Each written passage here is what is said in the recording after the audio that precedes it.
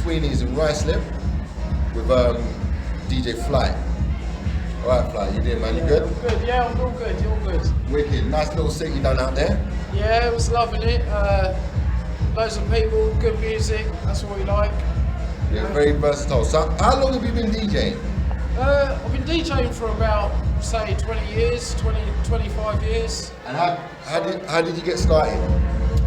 Well, I first started, I was like a bedroom DJ, as you call it. What kind of music was you playing at the time? When I started playing, I was playing like hardcore and like the old school as in now. And I went from there and I progressed from hardcore and went into drum and bass, and then I went from there and it was like a sort of mixture of like drum and bass and garage, because I was doing like Garage Fever, which was like an under 18s, and then it went over 18s, and it went from there to Garage Nation, and that's when everything got a lot bigger. Everything got a lot bigger, and then I ended up getting on the drum and bass scene and kept it going with the garage scene. How did you get your DJ name? Well, when I was a bedroom DJ, I had an MC, and we kind of got together, and then from that, he started saying like I was doing good and I should get out there and start playing. And he said basically, you know, like I fly above the rest of DJs and I've got what it takes. So we came up with the name Flyte and stuck with it ever since then. You know, fly above the rest. That's what you got to do.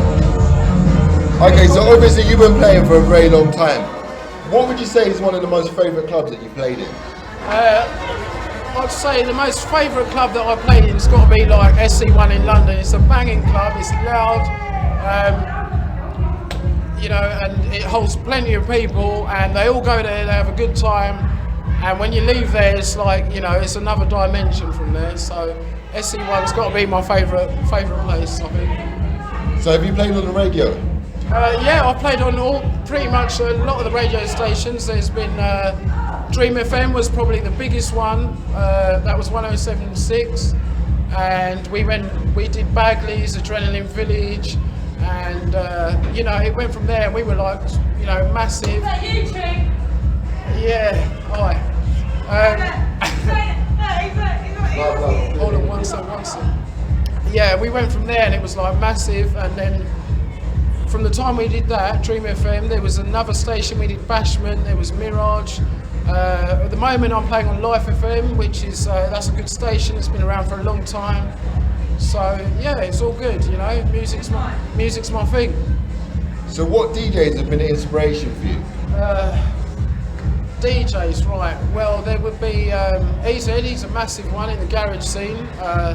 You know, he's world's number one, so they say, like, in the garage scene.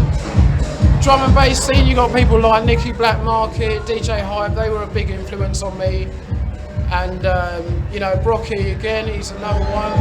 All the big names out there, so, you know, and now you've got Chase and Status as well, they're also big producers as well. So, you know, we'll see how we go from there. So do you produce as well?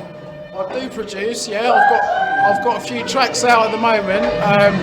My favourite track at the moment is called the Egyptian Monk.